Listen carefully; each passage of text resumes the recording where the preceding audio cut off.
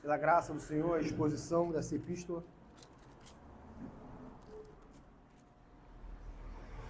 Hoje nós vamos meditar, ver, e ser, pela graça do Senhor, expostos a Romanos 7, do versículo 1 até o versículo 6. Romanos, capítulo 7, do versículo 1 ao versículo 6. Versículo 1 ao versículo 6, na verdade. Romanos 7, do versículo 1 ao versículo 6. Diz assim a palavra de Deus: Porventura, ignorais, irmãos, pois falo aos que conhecem a lei, que a lei tem domínio sobre o homem toda a sua vida? Ora, a mulher casada está ligada pela lei ao marido, enquanto ele vive. Mas se o mesmo morrer, desobrigada ficará da lei conjugal. De sorte que será considerada adúltera se, vivendo ainda o marido, unir-se com outro homem. Porém, se morrer o marido, estará livre da lei e não será adúltera se contrair novas núpcias. Assim, meus irmãos, também vós morreis relativamente à lei por meio do corpo de Cristo para pertencerdes a outro, a saber, aquele que ressuscitou dentre os mortos, a fim de que frutifiquemos para Deus. Porque quando vivíamos segundo a carne, as paixões pecaminosas postas em realce pela lei operavam em nossos membros, a fim de frutificarem para a morte. Agora, porém, libertados da lei, estamos mortos para aquilo a que estávamos sujeitos, de modo que servimos em novidade de espírito e não na caducidade da letra. Até aqui, meus irmãos. Nós estamos vendo em Romanos agora a sessão sobre santificação, e no sermão passado nós expomos do versículo 12 ao versículo 23. E quando a gente se achega a Romanos 7, a gente pode ter uma impressão equivocada por causa desse subtítulo aqui e achar que o foco de Romanos 7 é casamento. Então a gente vai para Romanos 7 falando, aqui é um texto sobre casamento. Sendo que, como o próprio Aara, por exemplo, que traz a analogia do casamento, vai demonstrar que isso aqui é apenas uma analogia para algo maior que está em voga aqui. O que o apóstolo Paulo está intencionando abordar em Romanos 7, versículo 1 a versículo 6? Ele deseja falar sobre lei. Então o foco do apóstolo Paulo é lei aqui. Então podemos dizer que ele voltou sobre o assunto da lei de maneira mais enfática. Por que voltou? Porque se nós pegarmos aqui do versículo 15 ao versículo 23, ele está falando em relação à lei, mas ele coloca a questão da consequência de entender equivocadamente o fato de não estarmos mais debaixo da lei. Ou seja, o versículo 14 fala assim, do capítulo 6, fala assim, porque o pecado não terá domínio sobre vós, pois não está debaixo da graça, da lei, e sim da graça. Aí o apóstolo Paulo, inspirado pelo Espírito Santo, ele entende que, ao falar isso, haveria indagações. Qual a indagação? Versículo 15. E daí havemos de pecar porque não estamos debaixo da lei, e sim da graça? De modo nenhum. E aí ele vem do versículo 15 ao versículo 23, elaborando essa questão que nós abordamos semana passada, que o fato de nós não estarmos mais debaixo da lei não significa que nós não temos uma obrigação quanto à justiça. Por quê? Porque ou nós somos servos do pecado, ou nós somos servos de Deus. É isso que o apóstolo Paulo trabalhou, do versículo 12 até o versículo 23. Quando nós vamos para o capítulo 7, do versículo 1, o que o apóstolo Paulo está retomando aqui não é necessariamente o versículo 23. Porque o versículo 23 do capítulo 6 está dizendo, porque o salário do pecado é a morte, mas o dom gratuito de Deus é a vida eterna em Cristo Jesus, nosso Senhor. Aí, porventura, quando nós entendemos o que o apóstolo Paulo está novamente falando sobre lei, o que ele aqui está abordando é o versículo 14 sendo ampliado. Por quê? Porque ele achou necessário, mais uma vez nós repetimos, que o fato de nós não estarmos debaixo da lei e sim da graça fosse motivo suficiente de explicar isso. para não acharmos que viveremos em pecado. Uma vez que ele colocou essa questão e resolveu, ok, nós não estamos debaixo da lei e sim da graça, mas isso não significa que nós vamos viver pecando. Posto isso, agora ele vai dizer o que significa ou por que nós não estamos debaixo da lei. Nós estamos abordando em Romanos que Romanos é uma epístola argumentativa que o apóstolo Paulo abre, explica, depois ele vem, volta e explica novamente uma outra questão. Então, a gente pode dizer que o versículo 14 é explicado pelo versículo 15 ao versículo 23, e o versículo 14 é explicado no capítulo 7, do versículo 1 ao versículo 6. Então, a gente poderia até ler naturalmente, porque o pecado não terá domínio sobre vós, pois não estáis debaixo da lei, e sim da graça. Porventura ignorais, irmãos, pois falam que conhecem a lei, que a lei tem domínio sobre o homem toda a sua vida. Olha também como fica harmônico. Por quê? Porque ele abriu um parênteses, assim a gente pode dizer, eu vou abordar essa questão. Abordada essa questão, a igreja entendeu, ficou claro para a igreja de que nós não podemos viver em pecado, nós não podemos viver em dissolução. Tudo bem, agora eu vou explicar para a igreja de Deus a lei, a questão, como que nós não estamos debaixo da lei. Ele não largou esse versículo 14 e deixou para lá, e aqui ele do nada volta e fala sobre casamento. Casamento é uma analogia para algo.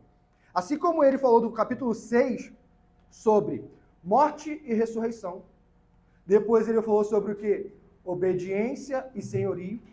Agora ele vai falar sobre a analogia do casamento, sobre lei. Marido e mulher.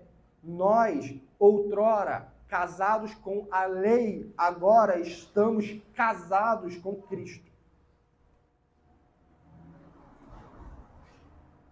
E aqui nós devemos nos apegar às minúcias, mas vamos por partes.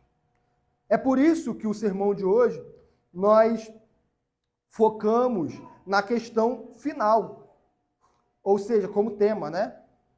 Porque nós falamos o quê? Que servimos em novidade de espírito e não na caducidade da letra. Por quê? Porque casamento aqui é uma analogia para chegar nisso. Para chegar nisso. Ok? Então, diz assim a palavra de Deus por pena do apóstolo Paulo. Porventura ignorais, irmãos, pois falo aos que conhecem a lei. Aqui em Romanos fica claríssimo, que não é possível compreender o Evangelho sem compreender o Antigo Testamento. Não é possível. Aqueles que acreditam que vão entender completamente o Evangelho ignorando o Antigo Testamento, não vão entender. Aqueles que acreditam que pode chegar à maturidade cristã ignorando o Antigo Testamento, não chegarão.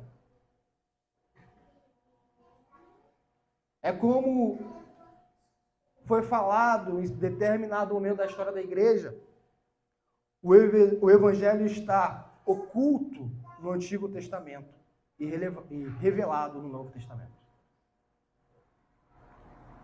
No Antigo Testamento tem Evangelho. Nós vimos em Gênesis 3,15 o proto-Evangelho. Mas as boas novas, revelada, ela vem com Cristo Jesus, nosso Senhor. Então o apóstolo Paulo está dizendo assim, porventura ignorais aos irmãos, pois falo aos que conhecem a lei. Algumas traduções vão dizer o quê? Falo a vocês que conhecem a lei. Portanto, aqui ele está pressupondo que os seus ouvintes sejam uma parcela da igreja, seja toda a igreja. Mas fato é, aqueles que vão compreender o que eu digo, o apóstolo Paulo está dizendo, é aqueles que conhecem a lei. Por quê? Porque ele vai trazer uma questão da lei. A lei no sentido conjugal. Ou a lei conjugal. E ele continua. Pois fala aos que conhecem a lei, que a lei tem domínio sobre o homem toda a sua vida. Porventura ignorais, irmãos, que a lei tem domínio sobre o homem toda a sua vida? Ora, aqui o apóstolo Paulo colocou uma interrogação que a primeira instância parece que choca com o que ele falou no versículo 14. Pois não estás debaixo da lei, sim da graça, só que a lei vigora enquanto a vida.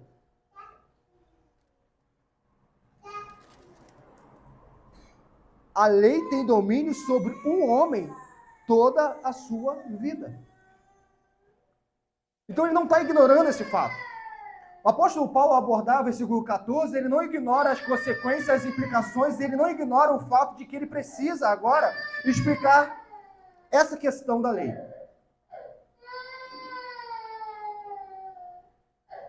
E, meus irmãos, nós vamos chegar na parte da aplicação. A lei de Deus, o fato de nós não estarmos debaixo da lei, o fato de nós agora não termos uma obrigação, como a alusão vai fazer aqui, matrimonial com a lei, isso não significa de modo algum que a lei de Deus não é importante. Isso não significa. Não significa. Ok, então se eu não estou debaixo da lei, e sim da graça, mas ao mesmo tempo, a lei tem domínio sobre o homem durante toda a vida, e agora, como que eu concilio essas duas realidades? Porque ninguém aqui morreu. O apóstolo Paulo vai falar da questão espiritual por trás. Mas antes dele falar essa questão, porque ele só vai explicar de fato no versículo 4, ele precisa colocar uma analogia, para ficar claro. E a analogia vem do versículo 2 e versículo 3. E aí vem o casamento. Ora, a mulher casada, isso aqui é muito importante, a mulher. O apóstolo Paulo não está falando assim, ora, o cônjuge está ligado pela lei. Não, ele está especificando. A mulher casada está ligada pela lei ao marido. Ainda que, se a gente olha esse versículo, apenas por esse versículo, a gente poderia dizer, não, mas o homem também está ligado à mulher. Ou seja, o homem não pode trair a sua esposa. É o que Jesus disse em Mateus 19? Não pode. Não pode trair a sua esposa. Mas aqui, esse versículo, eles têm o propósito de fazer uma analogia. Esse versículo aqui, essa perícope, ela pode servir, e sim, e serve, como o texto prova, quando nós estamos trabalhando sobre matrimônio, mas ela em si tem um propósito imediato. Qual é o propósito imediato? Fazer uma similitude ou uma analogia com a questão da lei. Com a questão da lei. Então, se a gente chegar aqui e começar a divagar e a falar sobre casamento, sobre não, mas o apóstolo Paulo não está vendo essa questão do divórcio, e começarmos a abordar sobre casamento, ele não vai estar sendo coerente com aquilo que o apóstolo Paulo deseja passar à sua igreja. Esse texto é um texto prova para casamento, mas aqui na Epístola de Romanos, quando a gente vê a Epístola de Romanos, que ela está ligada, capítulo 7, versículo 1 a 6, ele está intrinsecamente ligado ao que vem antes, o versículo 14, e está ligadíssimo ao que vem posteriormente, versículo 7. Porque senão ficaria até meio estranho, ele fala sobre casamento e de repente no versículo 7 fala sobre lei. Não, ele está falando sobre lei, lei de Deus. Ora, a mulher casada está ligada pela lei ao marido enquanto ele vive. Ele está colocando isso aqui como base, ou seja, vocês sabem muito bem isso. Não é do interesse do apóstolo Paulo explicar isso, porque vocês conhecem a lei. O texto que o apóstolo Paulo vai falar mais especificamente sobre matrimônio é Efésios 5. Ali ele está se debruçando sobre o assunto do matrimônio. Ora, enquanto ele vive, mas se o mesmo morrer, quem morrer? O marido? Desobrigada, ou seja, a mulher ficará desobrigada da lei conjugal. De sorte que será considerada adúltera se, vivendo ainda o marido, unir-se com outro homem. Porém, se morrer o marido, estará livre da lei e não será adúltera se contrair novas núpcias. A indissolubilidade do casamento. Casamento é indissolúvel. Aquilo que Deus uniu, não separe homem algum. Não separa. O que separa um casamento? Todo casamento está fadado à separação. Todo casamento. Como? Na morte. A morte é onde separa os casais. Todo casamento, não importa o amor que tenha, será, ordinariamente, será separado pelo matrimônio, pela morte. Todo casamento será separado pela morte. Essa é a ordinariedade da vida.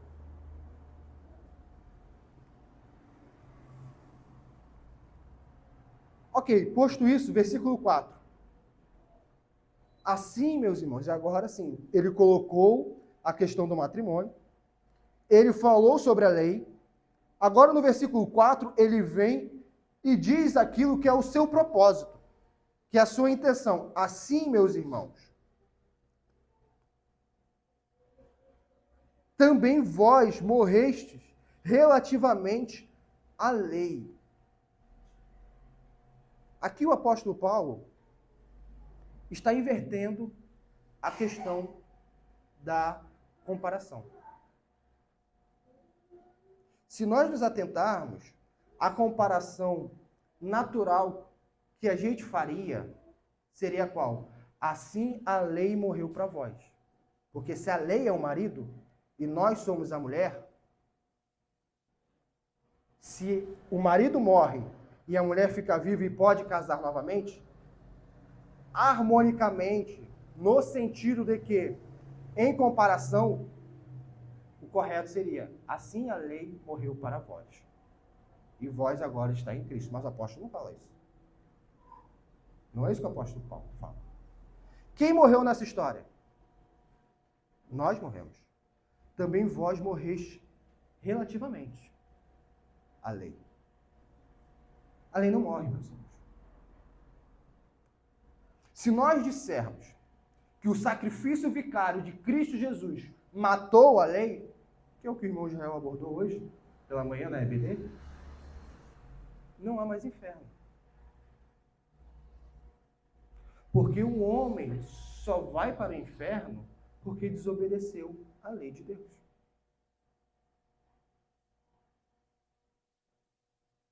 A lei é mandamento perpétuo. A lei é mandamento perpétuo e ela está em vigor desde o Éden. Desde o Éden. A grande questão que nós estamos abordando sempre aqui em Romanos é que a lei ela não se inicia em Moisés. Tanto é que o apóstolo Paulo, quando ele vai falar de que lei ele está abordando aqui, no versículo 7, que nós não iremos abordar, mas só para uma prova, ele vai usar o quê? O não cobiçarás. Ele não está usando aqui uma lei cerimonial. Ele não está usando aqui uma lei civil. Ele está usando aqui a lei moral. E a lei moral, quando ela começa no Éden. A lei moral se inicia no Éden. Ela não se inicia no Sinai. Porque se ela se iniciasse no Sinai, José jamais falaria que cometeria um pecado contra Potifar e contra o seu Deus, que é o 7º mandamento. Não adulterarás. A lei de Deus não começa no Sinai. A lei de Deus começa no Éden. A questão é que no Éden, a lei de Deus, ela tem um caráter porque ela foi dada para seres santos. A lei de Deus, ela tem um caráter positivo. Ela é positivada. Positivo em qual sentido? No sentido de que Jesus fala no resumo, amarás o Senhor seu Deus e amarás o seu próximo. Quando o homem cai em pecado, quando o homem transgride a lei de Deus, quando o homem agora está em queda, e Deus, depois de um longo tempo, no Sinai, revela a sua lei que estava oculta por causa do pecado, mas estava na norma do coração do homem, o que agora essa lei tem? Ela tem um caráter mais negativo. Em qual sentido? Ela tem muito mais não. Positivo, amarás o Senhor seu Deus. Isso é positivo. Faça isso, ame. Agora é negativo, não terás outro Deus diante de mim. Não farás imagens. Não dirás o nome do Senhor seu Deus em vão. Aí o 4º e o 5º tem um caráter positivo. O 6º não matarás. 7º, não adulterarás. 8º, não furtarás. 9º, não dirás falso testemunho. 10º, não cobiçarás.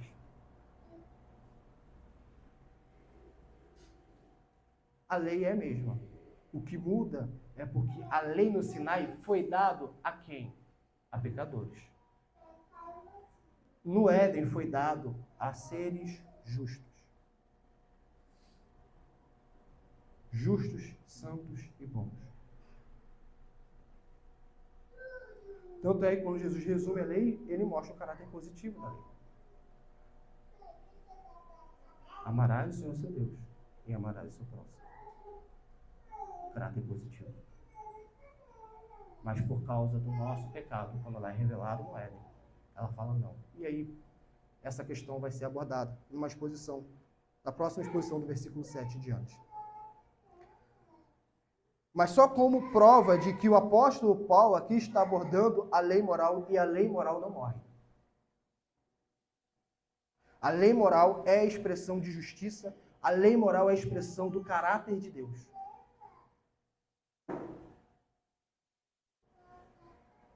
Então o apóstolo Paulo, e alguns comentaristas vão dizer, não, o apóstolo Paulo está aqui não querendo ser enfático, porque, de certa maneira, poderíamos dizer que a lei morreu para nós.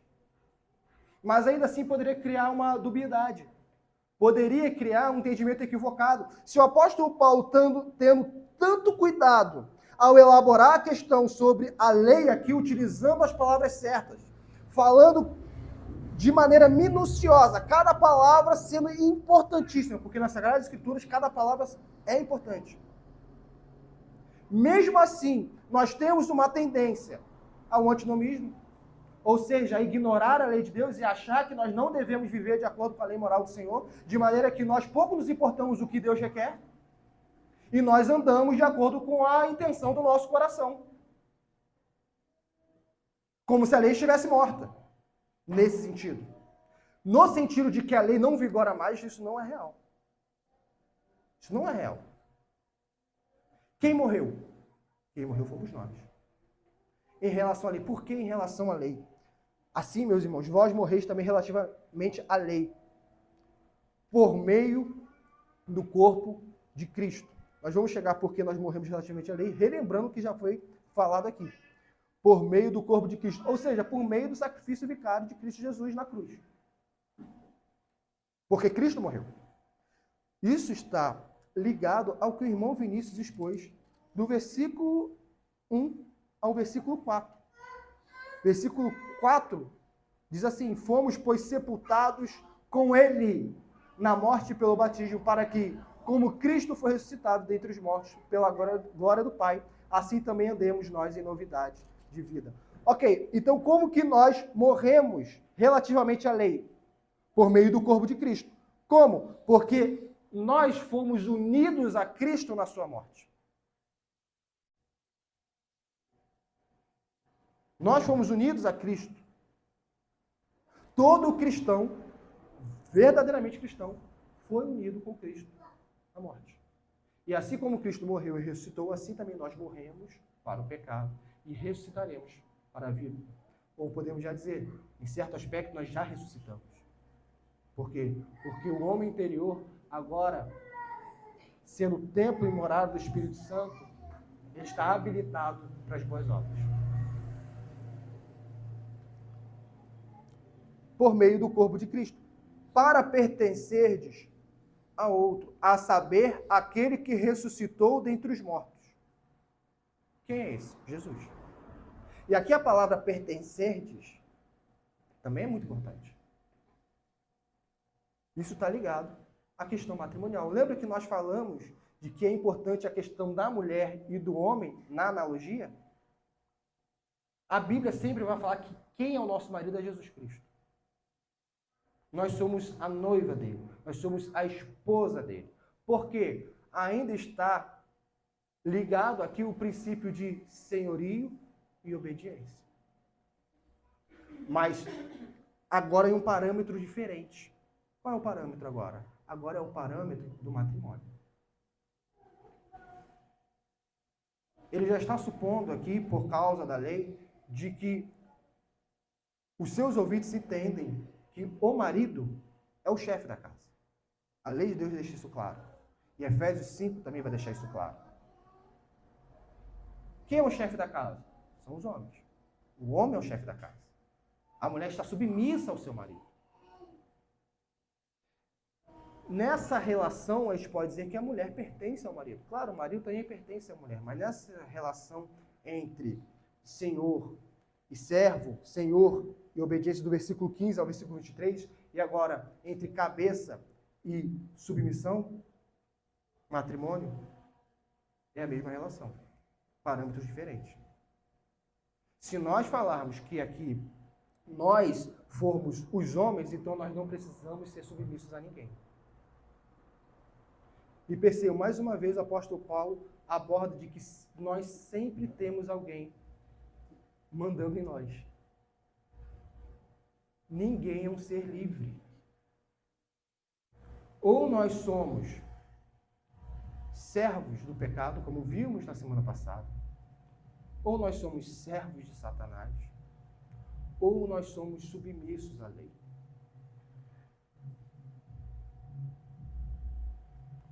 Ninguém, debaixo do sol, pode assumir para si a posição de senhorio. Ninguém. Nós somos seres em que, na hierarquia divina, nós estamos sujeitos. Nós estamos sujeitos. Em última instância, a Deus. O homem é sempre servo, criatura. O homem sempre deve obediência a alguém. Uma palavra, como o irmão Israel abordou hoje na EBD, que está em desuso. Obediência está em desuso.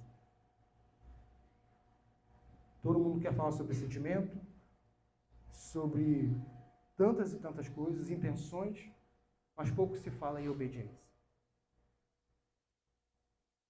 Pouco se fala, como abordamos semana passada, de justiça.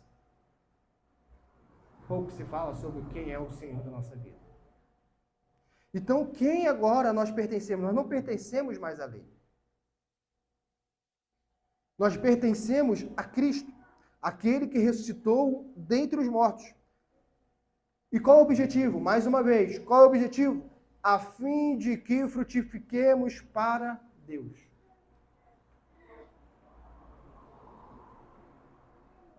Na fé cristã, e nós sabemos muito bem qual é o objetivo último, ou seja, qual é o fim último da nossa vida. O fim último da nossa vida é a glória de Deus e se deleitar em Deus. Ok, mas existem outros objetivos também, abaixo deles. E um dos objetivos que Deus estabeleceu é frutificar. Se nós não estamos frutificando, nós não estamos vivendo para a glória de Deus. E nós não estamos nos deleitando nele. É simples. Por que o Senhor nos salvou? Para a sua glória. Sim.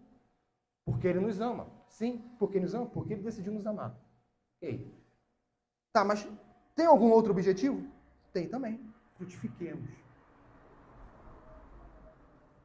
Quando o Senhor salva um povo, Ele quer um povo operoso de boas obras.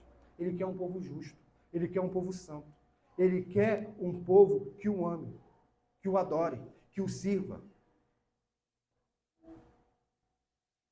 Ele não salva um povo para o povo ficar aquém. Para o povo fazer muito bem o que apenas deseja.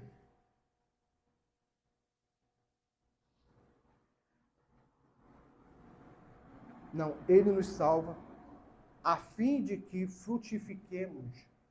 E frutifiquemos para quem? Para nós? Para o progresso da nossa cidade? Para o progresso de alguma instituição humana? Não, não. Para Deus. É para Deus. Por que, o apóstolo Paulo volta? Porque quando vivíamos segundo a carne, e aqui está ligado a todas as inclinações pecaminosas, que vai ser melhor esclarecido, versículo 7 em diante. as paixões pecaminosas postas em realce pela lei. Isso também vai ser melhor esclarecido depois. Vai ser melhor esclarecido do versículo 7 em diante. Operavam em nossos membros, a fim de frutificarem para a morte. Ou seja, a lei aqui, ela era um realce para que nossos membros pecaminosos voltassem para pecar ainda mais, com a finalidade, aqui está um claro contraste ao versículo anterior, de frutificarem para a morte. A lei moral, ela requer obediência plena. Sabe o que a lei nos faz? A lei, depois da queda, ela nos esmaga. É como a figura do livro Peregrino, em que o peregrino tenta andar no caminho da lei. E ele encontra Moisés ali como essa figura da lei que o esmurra. O esmurra e o deixa semi-morto. É isso que a lei faz. Porque nós não conseguimos. Nós não conseguimos alcançar um padrão reto de justiça. E quando nós temos um padrão reto de justiça, por causa da nossa pecaminosidade, esse padrão reto de justiça, porque somos pecadores, só faz avultar ainda mais, ou melhor, realçar ainda mais o nosso pecado e nos faz mais desejosos a pecar. Isso vai ficar mais evidente no versículo 7 em diante.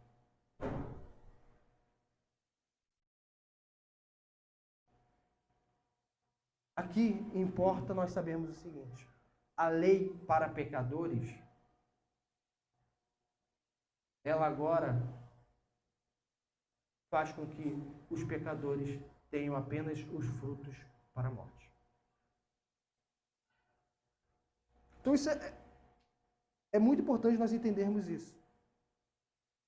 Porque a fé cristã, algumas vezes, ela parece ser paradoxal. Ela é paradoxal. E algumas vezes nós entramos em conflitos porque existem nuances.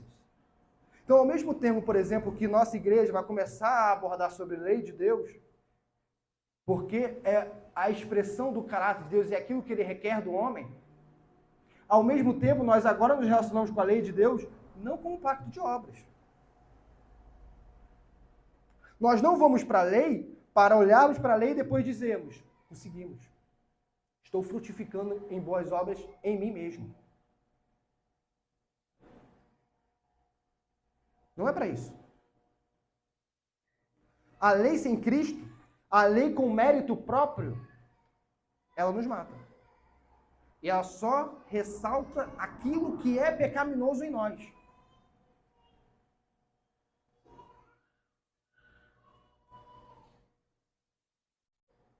E o versículo 6, o apóstolo Paulo diz: agora, porém, libertados da lei, desse jugo da lei, dessa servidão da lei. E aqui, por mais que o apóstolo Paulo esteja, a gente pode dizer, é a lei moral que está em voga aqui, como pacto de obras, que foi firmado no Éden. Mais uma vez, é muito importante, Sinai, ou seja, Êxodo 20 não é pacto de obras. Nós não podemos sair dessa série de Romanos e chegar e dizer: as pessoas no Antigo Testamento foram salvas pelas obras. As pessoas no Antigo Testamento foram salvas porque cumpriram a lei de Moisés. Isso não pode ser essa conclusão. Por causa da própria lei em si, se nós tivermos uma acuracidade à leitura da lei, nós vamos perceber isso. E se não percebemos lendo o Pentateuco, e lendo a história de Israel, e lendo o Antigo Testamento, pelo menos percebamos quando o apóstolo Paulo fala aquilo que está claro. Nós não podemos sair da leitura de Romanos, da exposição de Romanos, achando que alguma pessoa na história da humanidade foi salva sem Jesus Cristo.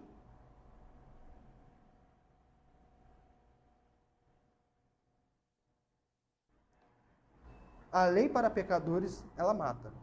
A lei para pecadores, ela apenas faz avultar a ofensa e instigar o desejo por pecar. Agora, porém, libertados da lei, estamos mortos para aquilo que estávamos sujeitos. Então, por quê? Por que não estamos debaixo da lei? Porque estamos mortos em Cristo Jesus. Em Cristo Jesus. Qual que é, na lei moral, aquela firmada no Éden, aquela ali em Adão, qual é a consequência?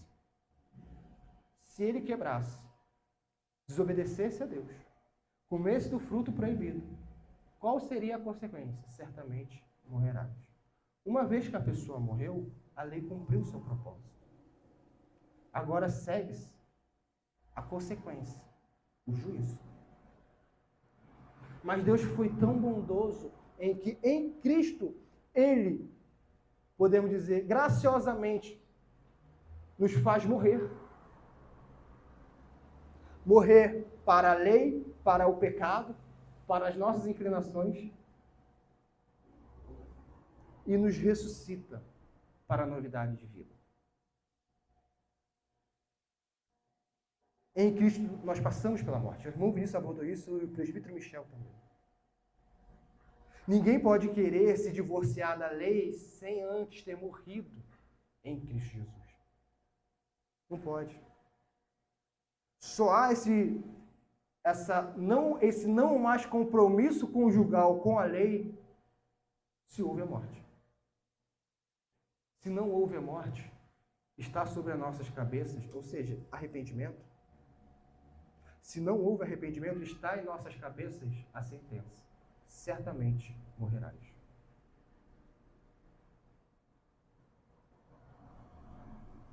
Certamente morrerás.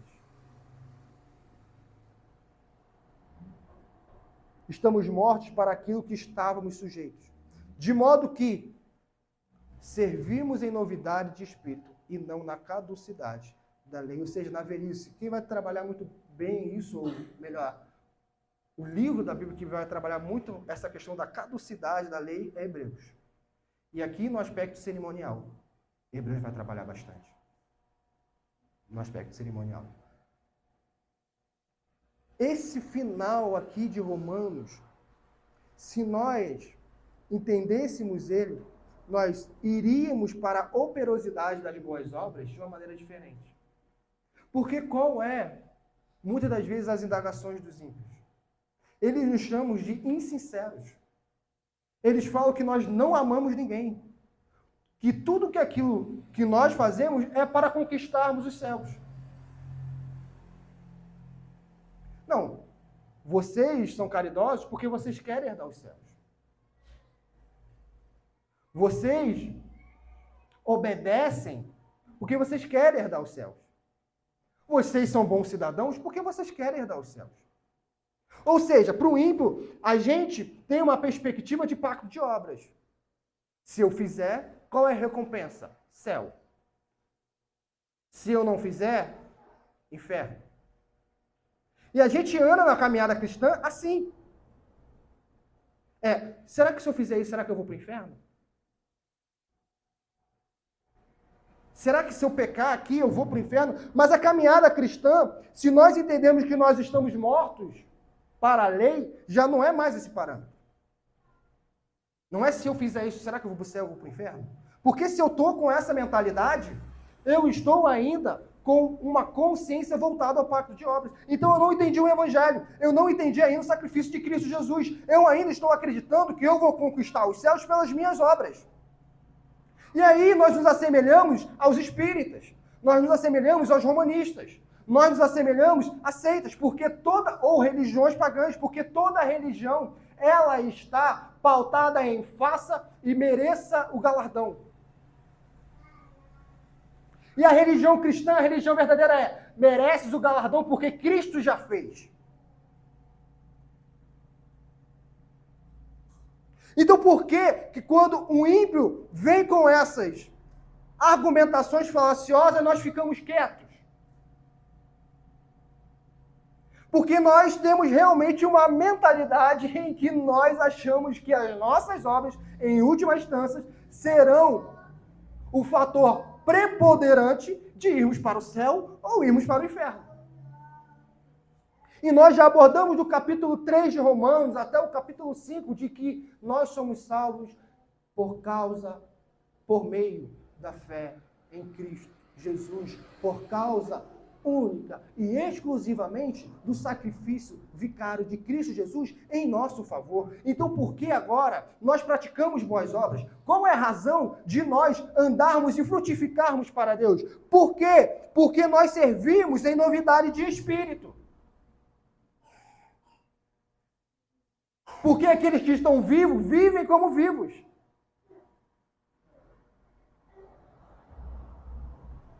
Nós não fazemos as boas obras porque queremos ser salvos. Nós fazemos as boas obras porque fomos salvos.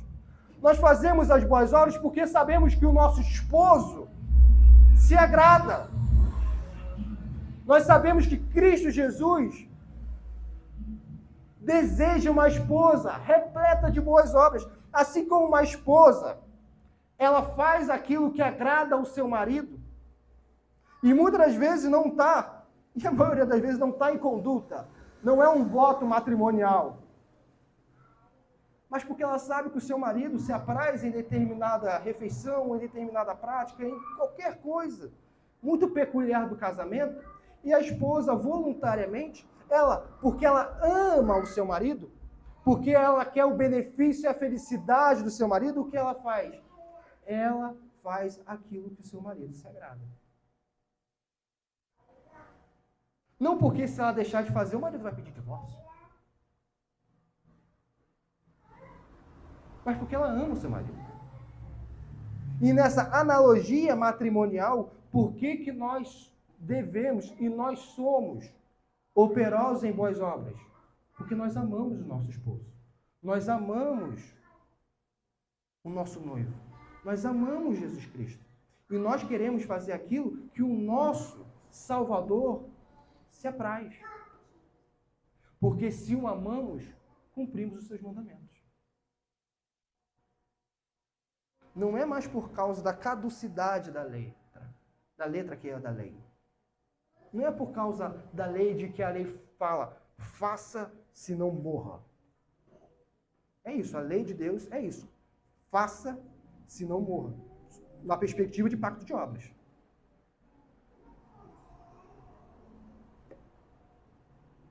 Honre seu pai e sua mãe. Se não, morra. É isso. Toda a lei está pautada em perfeição e a mínima falha, o irmão Israel trouxe isso, é passível de morte. Ele até fez uma pergunta: quantos pecados são necessários para irmos para o inferno? Um. Apenas um.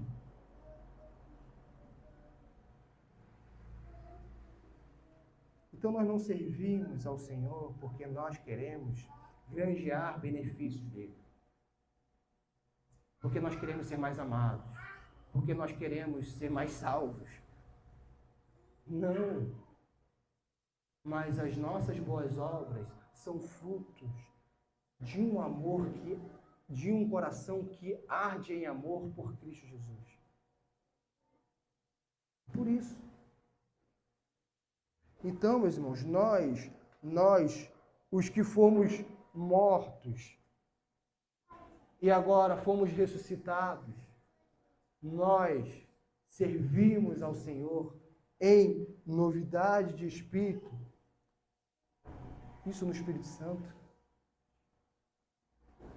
E não na caducidade da letra. Vamos para algumas aplicações, meus irmãos. Primeira aplicação. Nós abordamos aqui. A lei é importante. A lei é de extrema importância.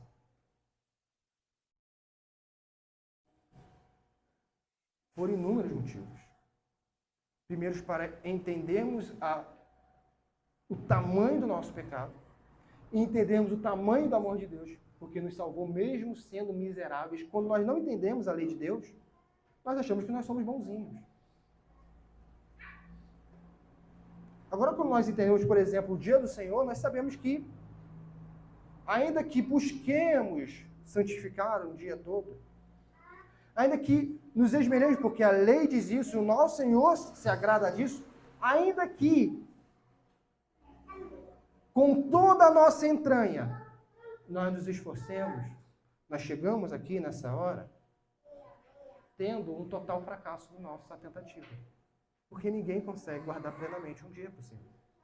Mas o fato disso ser uma realidade não significa que nós não vamos buscar. O fato da perfeição ser algo que nós não conseguimos alcançar nessa terra não significa que nós não iremos almejá-la. Porque o nosso Deus é perfeito. Por mais que uma vida imaculada seja impossível nessa terra, isso não significa que nós não viveremos lutando diariamente contra o pecado. E resistindo até o sangue.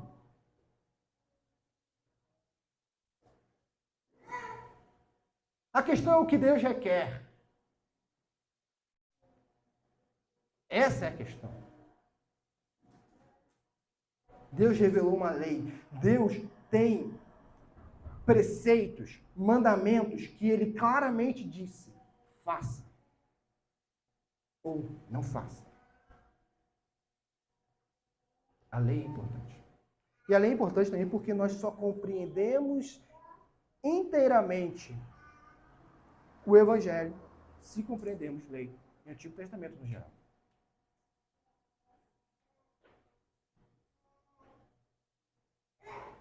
A segunda questão, se nós vivêssemos em uma sociedade minimamente moral, nós não precisaríamos nem ter a segunda aplicação, porque não é pauta principal do apóstolo Paulo. Mas como vivemos uma sociedade tão pervertida, segundo, o casamento é indissolúvel. Tudo bem? Deus não fez homem e mulher para, após o matrimônio, se separarem. Isso não é o propósito divino. Não é. Isso não deveria nem ser pauta aqui de uma aplicação. Porque isso não está em primeiro plano para o apóstolo Paulo. Mas como estamos em uma sociedade que por qualquer descaso, como o reverendo Ricardo fala, por qualquer incompatibilidade, o divórcio já pula como uma opção, a gente precisa ressaltar o óbvio que está nas Sagradas Escrituras. Casamento é até que a morte nos separe. Nós não vamos abordar tudo o que está ao redor disso, mas o princípio que Jesus falou em Mateus 19. O que Deus uniu, não separe o homem algum. E tudo o que vem depois disso que Jesus falou é por causa da dureza do coração. Seguindo, terceira aplicação. Terceira aplicação, meus irmãos. Nós pertencemos a um Senhor. Nós pertencemos a um soberano. Nós pertencemos a um esposo. Vivamos assim. A lei, perceba, a lei não morreu.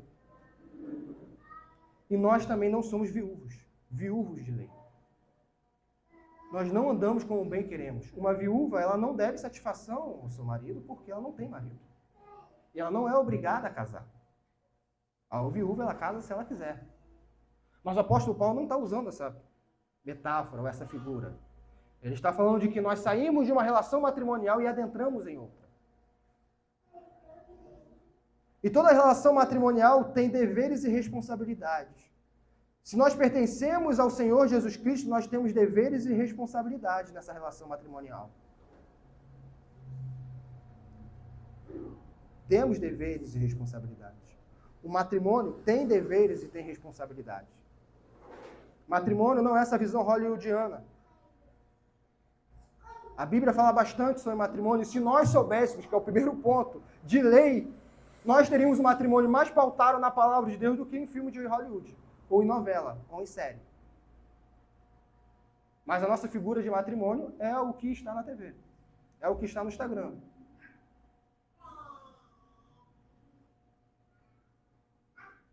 Não é o que Deus instituiu muitas das vezes, o que está no cinema, o que está na TV. Nós temos responsabilidades e compromissos com o nosso Senhor e Salvador Jesus Cristo. Quarta aplicação. Se nós formos libertos do pecado, que nós vimos na semana passada que nós fomos, se nós agora temos um novo esposo, por que vivemos ainda como se tivéssemos o nosso antigo cônjuge, a lei? Por que vivemos ainda no legalismo? Ou no pecado, como vai ser exposto a partir da semana que vem? A lei ressalta o pecado e muitas vezes nos faz ainda mais avultosos para pecar. Por que, se nós temos um novo marido?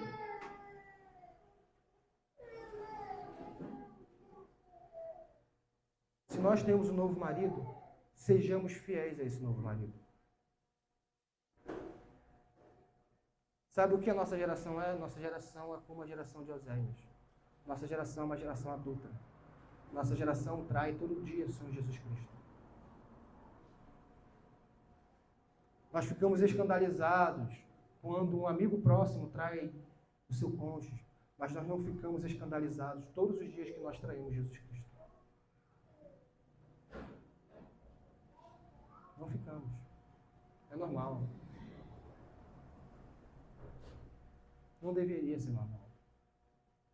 O Senhor Jesus Cristo já nos habilitou para boas obras. Não é normal trair o Senhor Jesus Cristo todos os dias, e todos os dias, e todos os dias. Jesus Cristo, ele chamou uma noiva pecaminosa, assim, uma mulher em que, podemos dizer, nós éramos como prostitutas, entregues ao pecado, sim, mas ele nos chamou e está nos limpando, e nós devemos viver limpos, puros. Nós não podemos ser como o porco que logo volta à lama. Nós não podemos ser como o cão que vai até o vômito. E a igreja atualmente é assim.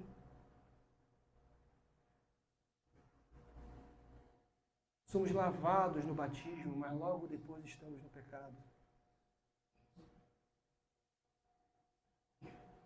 Somos lavados no batismo, mas depois voltamos às nossas antigas práticas.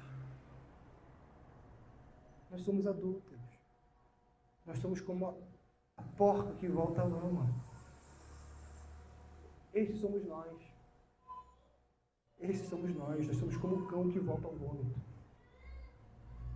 E segundo Romanos, nós não podemos dizer que nós não temos a capacidade de sermos fiéis, porque nós temos no Espírito.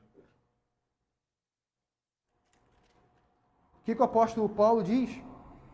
Versículo 13, capítulo 6. Nem ofereçais cada um os membros do seu corpo ao pecado como instrumentos de iniquidade, mas oferecei-vos a Deus como ressurreto dentre os mortos, os vossos membros, como instrumento da justiça, ou de justiça. O Senhor nos capacitou para as boas obras. Se não estamos caminhando em boas obras, o problema não está naquele que nos salvou, está em nós. Está em nós. Nós precisamos viver em boas obras. É o quinto ponto. Para encerrarmos. Nós precisamos. Isso é uma necessidade. Sem santidade, ninguém verá a Deus. Nós não somos santos para conseguir conquistar os novos céus e a nova terra. Mais uma vez, um paradoxo da fé. Porque sem santidade ninguém verá o Senhor. Parece uma aparente contradição, isso é um paradoxo, uma aparente contradição. Mas a questão é, aqueles que são salvos vivem em santidade. Por quê? Porque a santidade é um efeito da salvação. A santidade não é a causa da salvação. É um efeito. Por que fomos salvos? Porque morremos em Cristo. Porque o sangue de Cristo foi derramado em nosso favor e nos limpou dos nossos pecados. Agora nós somos limpos para praticar boas obras. E isso não deve nos trazer peso. Não, meus irmãos. Isso deve nos trazer um encorajamento. Quando o apóstolo Paulo está abordando essas questões, é para encorajar. Ele está dizendo, a igreja é plenamente capaz de praticar boas obras. Satanás fala que nós não somos capazes. A nossa consciência fala que nós não somos capazes. O mundo fala que nós não somos capazes. Mas o Senhor diz, oferecei-vos a mim e eu o capacitarei a boas obras. Enche-vos de mim e sereis cheios de boas obras. Seremos operosos em Deus, como Salmo 106, se não me engano, foi lido aqui. Em Deus faremos proezas. De boas obras. Não é de conseguir um carro do ano. É de boas obras. É uma geração que verá a luz do Filho na vida da igreja. Esse é um dos propósitos. Nós somos capacitados que voltemos aos nossos lares, ajoelhemos-nos antes de dormir e supliquemos a Deus, primeiro, perdão, porque nós não conseguimos. Perdão, Senhor, porque eu negligencio isso. Perdão, porque isso não é um objetivo de vida. E depois, Senhor, eu sei que em Ti eu consigo. Senhor, eu sei que em Ti eu consigo resistir à tentação. Mas ainda assim, não é tão fácil. E a dificuldade da caminhada cristã entre o pecado que habita em nós ficará claro a partir do versículo 7 desse mesmo capítulo. Mas que voltemos aos nossos lares. Assim como pedimos por cura dos nossos familiares, assim como pedimos por um emprego, assim como pedimos por aquilo que a gente deseja, que não é errado em si, peçamos aquilo que Deus deseja. Peçamos ser pessoas cheias de boas obras no Espírito Santo. Vamos orar, meus irmãos? Oremos.